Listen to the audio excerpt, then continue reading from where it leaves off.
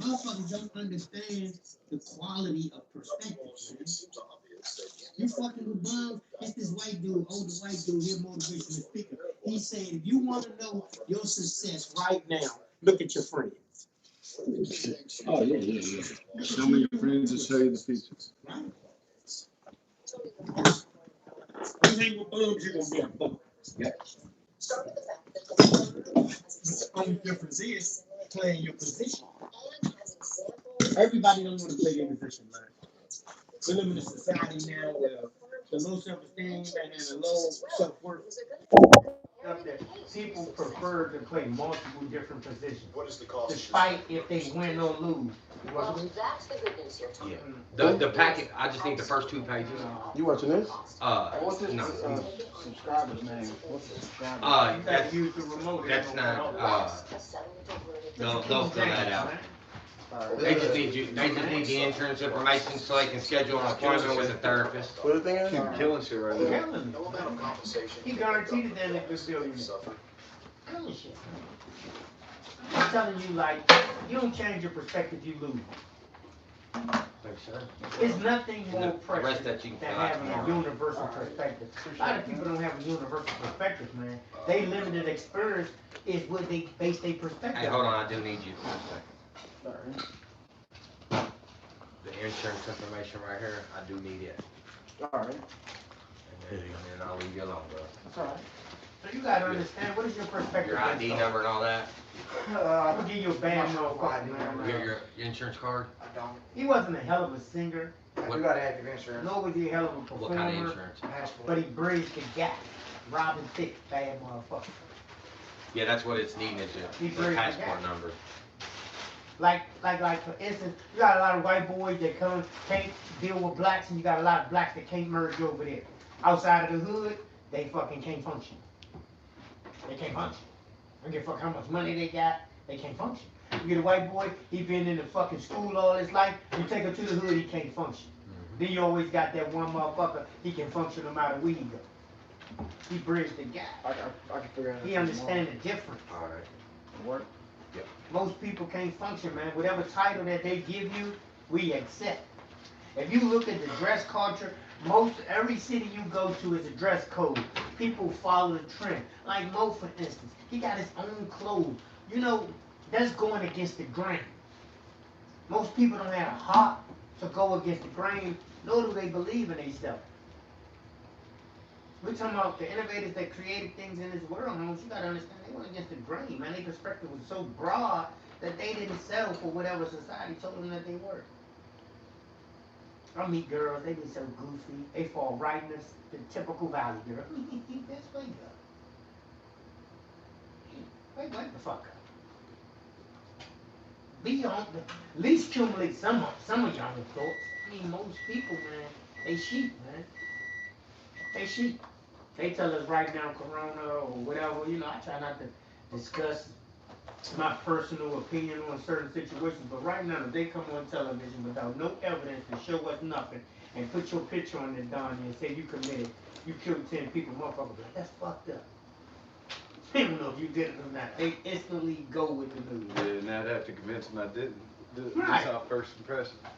Even if you got out there, still look at you weird. Because the news says they have become such a credible source that we don't even know if it's true or false, man. Right now, if they show the picture of me and Quentin based off of our past, and they say we've done some horrible shit, 99% of the people that watch it have believed it. That's fucked up. They wouldn't even give us the benefit of the doubt. They instantly say that's fucked up. That's bullshit. So I just, you know, as I grow older, yeah, that's right. Might want to grab your phone. Put my shades. Put your shades on. You know we dark people, we need lights. You be seen when. Here, you can turn this light on. Let me turn this light on. This one. Oh, yeah. See if it works. Turn that one on for me then. Yeah, No, I didn't hear it in the. I know how to dim the light. It's still dark. I don't realize how dark we are to the camera's on. Can you see it? Yeah, I can see you now. You clear. I make sure. That's why I look for. That's why I got equipment like that because I'm darker than you. Believe me. It's this lady So, that I Mr. respect. Ernest, are we? She What's wrote. this for? She wrote this book. This is like samples to what me and Unc are gonna be doing a lot of recovery media. I mean, really, when we like billionaire mindset, the reality of life is, me and Shane was doing the math last night. There are over probably 2 billion addicts in this world. If we could just get a quarter of those people to entertainment, and any entertainment you get in life, you know you pay for it. You get Netflix, you get anything, Showtime to HBO, you pay for that entertainment. There's going to be a recovery, a need for that media, recovery media, everything from TV shows Especially to during news. COVID and shit. Well, and even after COVID, if it's never over, people want to be entertained by things that they relate to. Do you know about PureFlix? PureFlix is a Christian-based Netflix type thing. All they show is things that are based on Christianity, and they have you can Google. They have a good fan base. You don't know about them yet, but if let's say you got deep into your Christianity, somebody who also is a Christian will tell you, yo, if you're tired of watching all that negative stuff on Netflix, you need to be watching PureFlix. You know what I'm saying? It's just the beginning. These clips is the beginning. We want y'all to know there's no fraudulent bullshit going on. This is the beginning of the growth curve. So when I become a billionaire, and Lost World is one of the biggest entities in the world, you had the opportunity to walk through with me and the guys in the beginning. That's We right. don't want y'all to we want y'all to understand the true definition manifestation. So we giving y'all the beginning.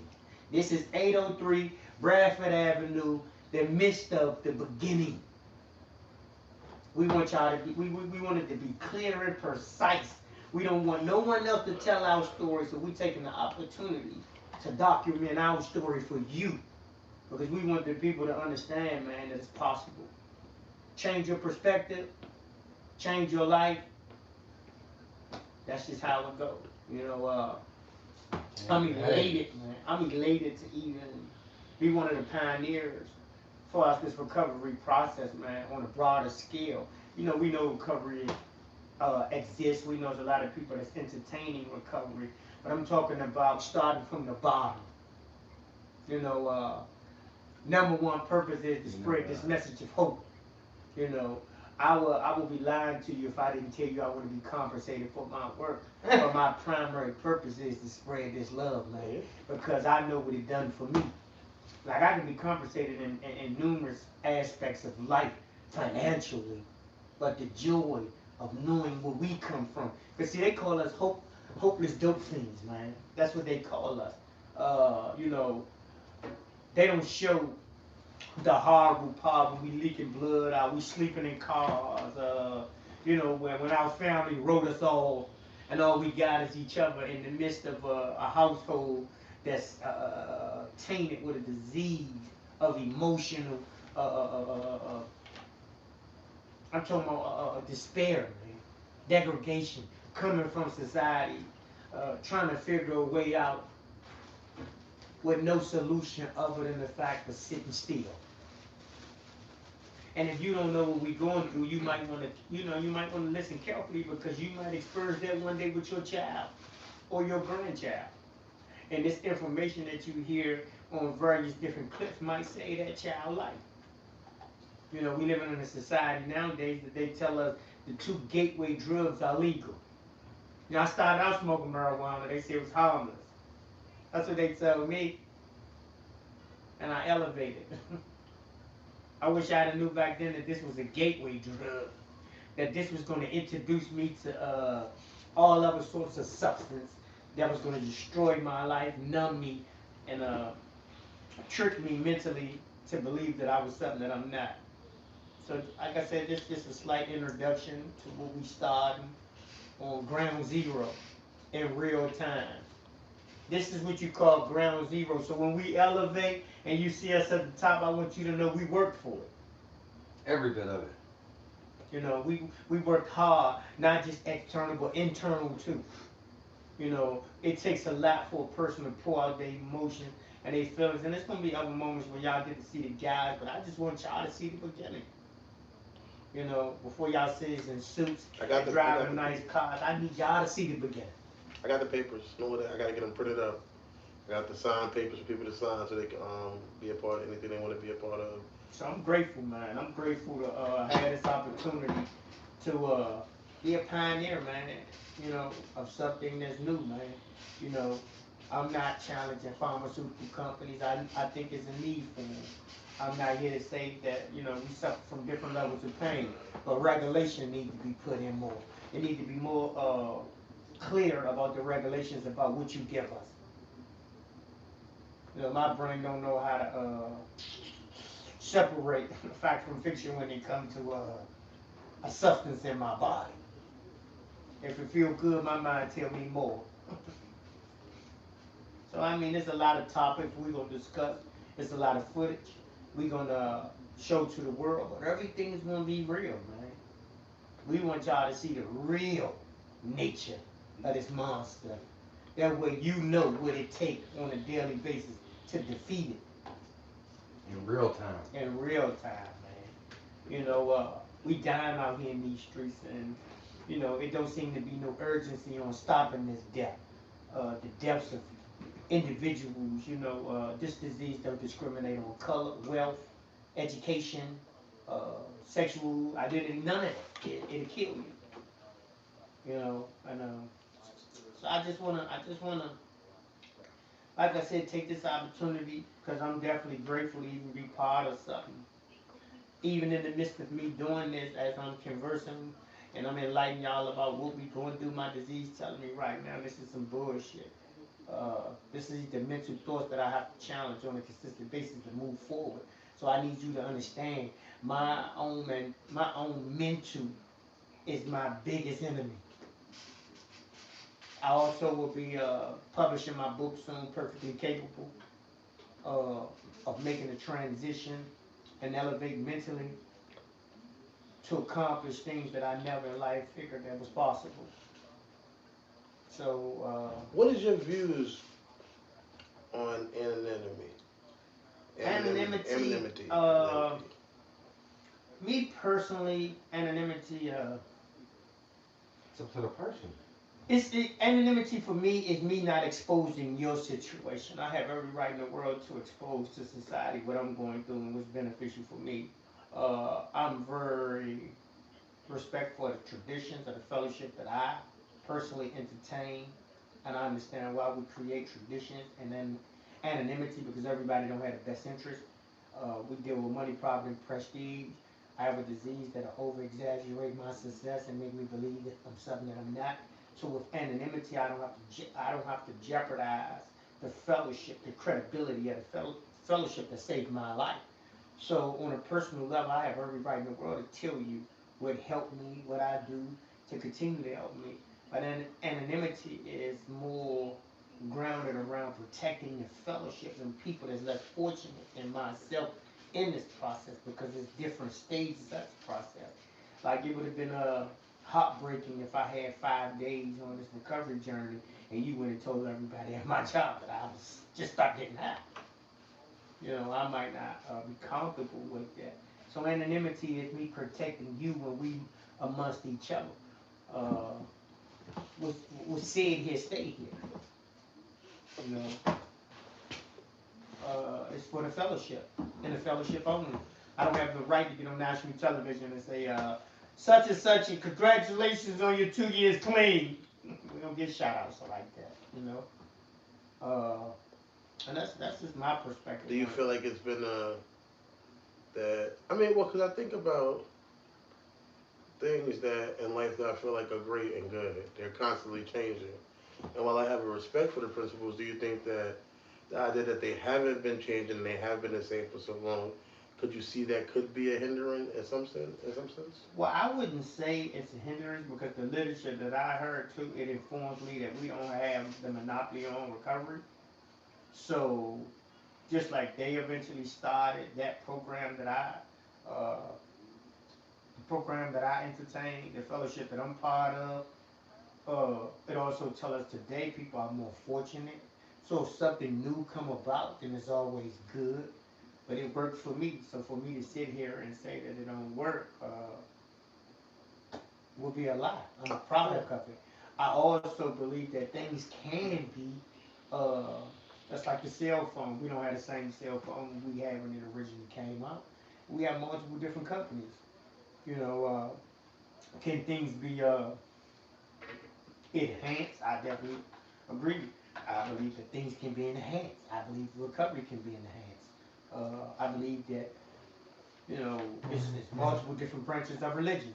You know, Christianity. There's so many different denominations, but at the end of the day, they all Christians. So I'm not one to say that that don't work. If you decide to come out with something different and it's based out of love, I think it also works. Do you hear about this new movement I've been seeing, Recovering Out Loud? No, I'm not familiar with that. It's just basically people just, I guess, giving up the internet and just posting on Facebook stuff like their recovery dates. They're, just letting people know I'm in recovery and I'm working through it, opposed to doing it in a quiet, more of a loud like a thing. It's not. It's like them just being out up front with it. Hey, I'm in recovery now. I got this much time. Hey, I'm in recovery. I got this much time. Hey, this is just sharing as much possible with people. Well, I mean, they are entitled to do that, but like you say, the reason we create anonymity in aspects like that, for instance, say I get on national television and I become the poster child of this movement. I'm recovering out loud. And then something occurring in my life to where I become overwhelmed and I relapse. Now, when I put a black eye on the movement, because as the poster child, I relapse. So, we live in a society, I think it's more, for me personally, I think it's just more healthier and safer to explain how I'm recovering, and that the program that I subscribe to is just for the day. You know, because like I said, we live in a society. If you make a bad decision as another recovering addict, I understand that you suffer from a disease that's rooted in self-centeredness and the characteristics of that is obsession and compulsion. Most people might not. They might not be in tune. They will automatic assume that once you got 5 or 6 years, you should be clear. Not knowing that the disease, drugs is just a apparent symptom of the disease that I struggle with. So that's the point of me. I want them to know the ins and outs. I want them to understand, because at the end of the day, addiction is a broad scale. Drugs was just what exposed the disease in my life, the symptoms. So you're talking about a person that's 300 pounds that's addicted to food, knowing that they shouldn't be eating late night, despite what the doctors just told them that their health is on the line from high cholesterol, high blood pressure, salty foods, diabetes, but they still continue to eat. So what will cause a person to entertain something despite the consequences? Like myself, I knew drugs was killing me. But the obsession and the compulsion, I continue to use drugs, knowing the consequences. Most people that's not conscious of the disease that we struggle with, they'll say things like quit. Quit? You think I volunteered to go to jail most of my life? You think it was that easy? We deal with females that selling their body. We deal with males that selling their body. You think that I will lower myself to a standard to engage in a sexual activity for one more if it was that easy to quit? I need them to understand on a deeper level what I struggle with. Do you think that anonymity, I would say the word messed up, but do you think that closed door to that information, while helpful to others, may be hurtful to people who don't have that information? I mean, obviously, someone's opinion is a lot of times based on ignorance, which is lack of information. If there was more voices out there, wouldn't more people maybe hopefully have an understanding that, yeah, people do fuck up? You know what I'm trying to say, though? Anonymity don't close the door on it, because that's not the only source of information. Anonymity protects the people that don't want to be exposed. Like, I got every right in the world to tell you how it helped me. Yeah. You feel me? I might be the only source of hope that some people see. Anonymity don't close the door on the information. It protects the people that's in the fellowship that don't want to be exposed. So what do you think stopped that type of, like, because I heard that before too. I believe from my auntie saying that, if, like you said, if I become the face and I relapse, now it's a bad thing on the NA. But it wouldn't be a bad thing to people in NA, because they would understand about that situation that you just went through because people make mistakes. Right. So I'm saying that what do you, if that's not the thing, and that was just a question with it, but what do you think is the reason that people outside of the rooms don't have that information? What is the point of it not being out there that, hey, Well, even if somebody messed up, it doesn't mean that the program's messed up. It's more of a personal thing. because it's not marketing. You know, it's one of the darkest secrets. You know, drug use is something that we don't like to talk about.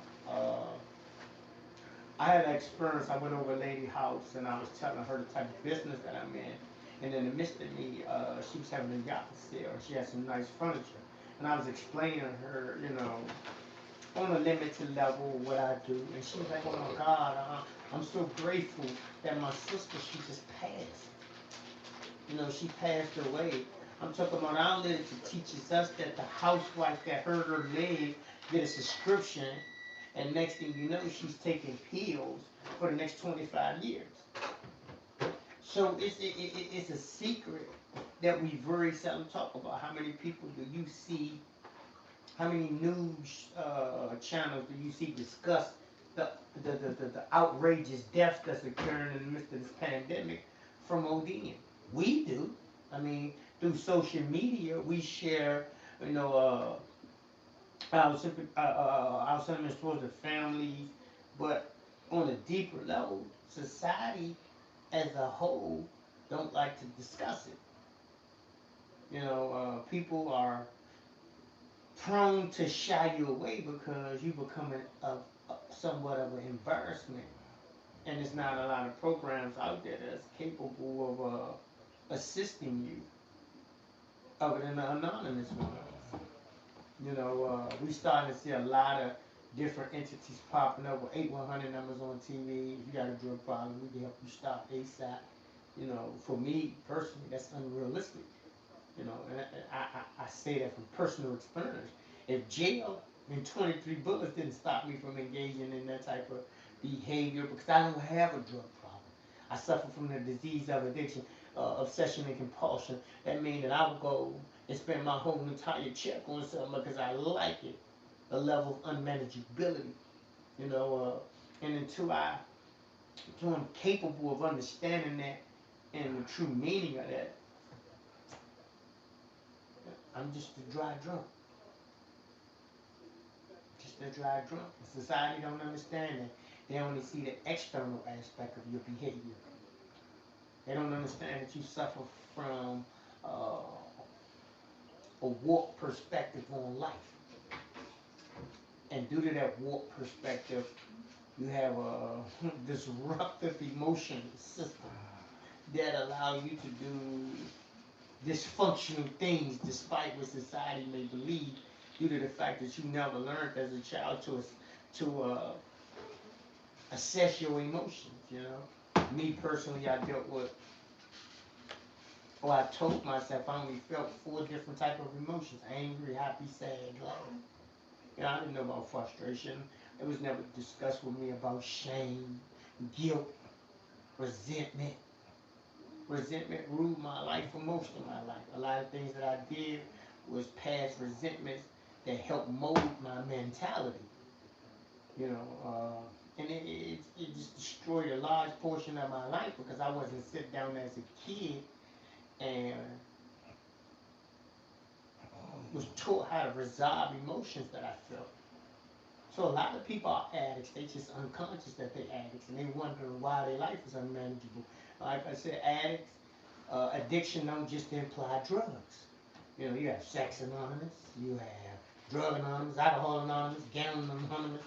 I mean, you know, you would look at a person, even from a addict perspective. I look at a person and I'll ask, how could you gamble your house away? But the reality is it occurs every day. So, you know, addiction, all of us are addicted to something. Unfortunately, drugs was what brought it out me. But we all follow a similar 12-step program that help us get to the conclusion of why I do some of the things that I do. You know, and in most cases, due to my low self-esteem and the things that I faced as a child, I grew up with with an independent perspective that wasn't based out of truth. I'm gonna make shit happen on my own. We live in a society that some would say self-sufficiency is the thing. For me, self-sufficiency is a lie. I'm incapable of fixing myself because I'm the same person that destroyed myself. So I need people that went through what I went through to share their experience, strength, and hope with me and give me a general idea of how to make it out of it. Or I'm going to repeat the same things over and over and over, and they call that insanity, looking for a different result. That's been my personal story. Getting incarcerated at 11 years old, all the way up to I'm 44. Never really enjoying society. But then I also thought that I wasn't institutionalized. How is that even possible? Seriously, if you spend most of your time in institutions, you got clean while still in institutions. Right. My last 5 years incarcerated. What was the deciding factor? Because most people in prison will go, especially with a sentence like you had, it's obviously easy to get sucked into the negativity, to be, just to fit in and just wait your time out. What made you make that decision in there that, hey, I wanted to get clean and sober? I took a thorough assessment of my life. So you took a moral inventory way before you even had to do your fourth step, is what you're saying, kind of thing. Right. I didn't, the fourth step is on a deeper level. I feel you. You can take a daily inventory on a consistent basis. You can take a monthly inventory. You just got to be honest with yourself. I was honest with myself. I lost. I entertained the game. They call it the street code and all of that. And I lost. And not only did I lose to the game, but I lost the most valuable thing that I could ever have in life was an understanding of myself. I got tired of pretending to be something that I wasn't. And I had to surrender. I had to surrender to the fact that I was a phony. A professional phony, but I was a phony. It's like an actor, to take on a role. Unfortunate, Sylvester Stallone had to fight the idea of not being Rocky every time somebody saw him because that was some of his greatest hits. So you had to create other hits to be known for a more universal actor. I had to come to the conclusion that the mask that I put on, it was good. I invested 30 years into it, but the reality was it's a mask. It was an act. That wasn't my natural nature. My natural nature was to love, over care in a society that was unacceptable. So I had to become what I thought was acceptable. And in the midst of that, I lost myself. Recovery allowed me to be myself. And it put me in a fellowship amongst people that's striving to be themselves too. Some have arrived to become a better them, and some is in the process of learning themselves. It's hard when you pretend for 30 years to sort through that confusion and chaos, the lies, and the character that you invest in have somewhat had some success, to let that character go. I used to tell people, like, if I had the opportunity to meet a great actor, I would think I would be thrilled. I honestly don't consider myself to be thrilled because you act. I come from a lifestyle where it was real. Acting almost caused me my life. Wasn't no cut at the end. When they say cut on the set, that means you can get out of character.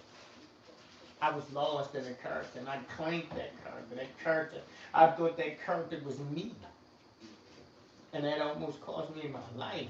So I'm grateful to the God of my understanding for allowing me to see that. I got friends right now still stuck in character. And when I talk to them, that hurt. Because I've been knowing you as a child. I know you're not no killer. I know you're not no gangster. But you've been pretending for so long you're willing to die with the mask on, rather than being the guy that used to help Miss Betty put her heels on her, break them in, and stretch them out. I know who you are. You know who I am. But we've been pretending for so long. They still in character. you know, and the fear, which is one of the most dominant motivators when coming out of character. You know, I had moments in my life, don't get me wrong, that I can come out of character with a girl. You know, she saw through it. Girls have this sixth sense, they can see it. They can see the real you. If you stay around them long enough, they'll chip and chip and chip, and they see the real you, and they'll fall in love with that real you. Unfortunate is you don't know how to remain the real you for a long period of time. So you wind up hurting her because you go back into character. And she begging you do something different, get a job, I don't want you in the streets. But she don't understand the level of power that you receive from this lifestyle, despite your life is on the line. It's the only thing you have to sustain you. Despite that it might cost you your life, you're willing to take the chance. Because fear of the unknown. Speaking of relationships, do you think that relationships are easier in active addiction or harder or easier in recovery?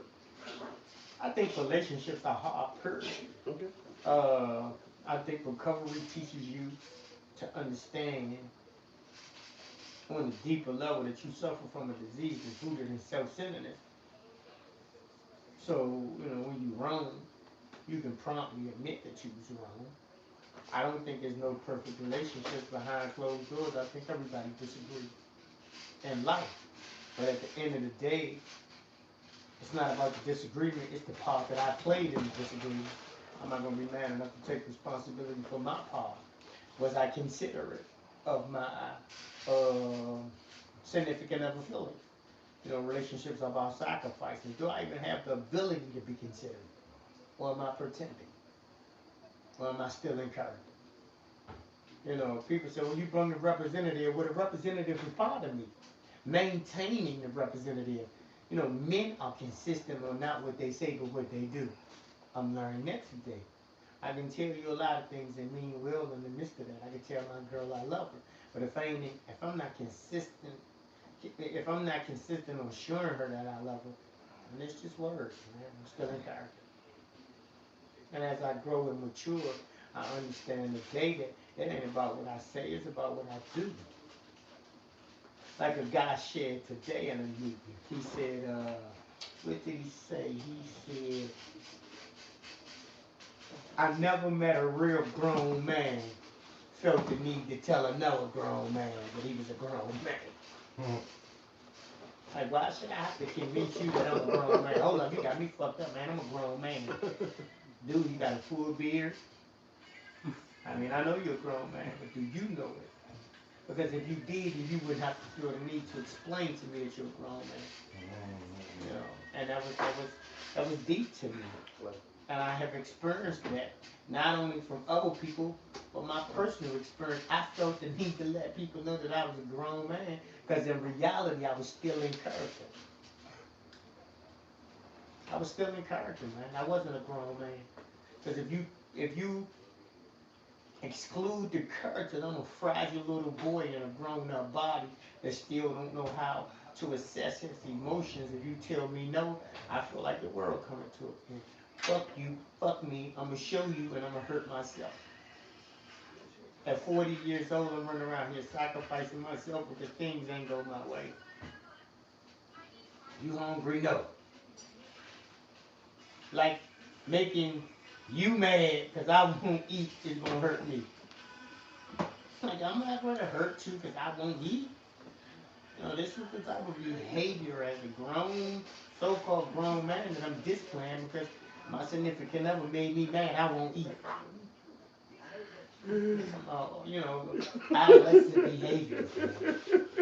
I won't eat. She coming to bed, you hungry? She trying to make a man. She trying to I know what you're saying completely. I know that's why I'm laughing. She trying to rectify. If you hungry, I'm on the couch, man. No, I'm good. I'm good. Hungry as hell. I'm starving. But if I eat, that's a piece of it. She won, yeah. Right, that's a piece of it. If I accept the food, I'm waving the flag. No, it ain't over. No, fuck that. It's up there. Now I'm up 3 o'clock in the morning sneaking downstairs. You trying to eat it? Try to eat something, man. But I want to convince you that I'm a grown man. That I'm a grown man. And I don't even have the ability to rectify the situation in a moment. and I'm laying in a household with resentment towards my significant other.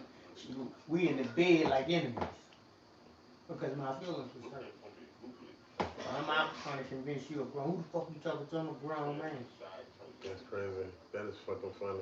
And you know, it's really predicated off of where you come from, based off your perspective. You know, I grew up in a typical black household. Boys don't cry. I then they broke my leg on the skateboard. They blow on me. No, you need to call a doctor. You blowing on this big ass scar on my leg ain't gonna fix it. Shit. I need to see a doctor. I know. You know, and unfortunately, that's my perspective. So until I accept that that perspective is no longer fucking applicable in this time and age, and if I don't change it, then I lose, man. I lose. Despite how much money I got. I see young rappers and athletes, and it hurts because internal, they just rich little boys. They rich little boys, man. I took a picture with two young guys in the soul food restaurant in Lexington, Kentucky. Mimi's, if you ever in Lexington, Kentucky, stop by Mimi's. She got some excellent food, man. I saw two young guys that played for Kentucky Wildcats. And they was at least 6'6", 6'9". And they had the most innocent, his face. And you could see the youth written all over their face. But looking at them, the physical physique, they looking like grown men. But what entails a grown man? Is it your height, your age, or your mentality? Because if it's mentality, mine was fractured long time ago. Because you know, I thought because I had a decent sized penis, and a girl tell me she loved me in bed and called me daddy, that I was a grown man. But in the midst of that, I had some kids. And I wasn't even capable of taking care of them. Today I get a phone call from my grandbaby. She telling me how much she loved me, how much she missed me. I had to step outside the meeting to talk to her, you know, and everybody laughed as I stepped out. And they don't understand in the moment the beauty of even having a relationship with my grandbaby. This fellowship has afforded me the opportunity to reunite in areas that I don't know. I can go to someone that have overcome that area and get some advice.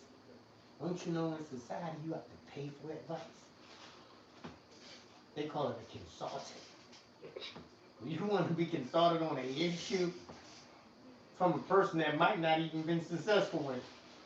They charge you. I'm blessed to be in a fellowship with millionaires. That was once felons, you know. There's a post on Facebook. They say I got friends with LLCs, felonies, and it's something else. And it's funny because it show you, you know, the beauty of our fellowship, man. We have room for every level of manifestation. So, like I said, this is just small clips of reaching out to the world, man, giving them a thorough perspective of this recovery life, man. Peace and love, man.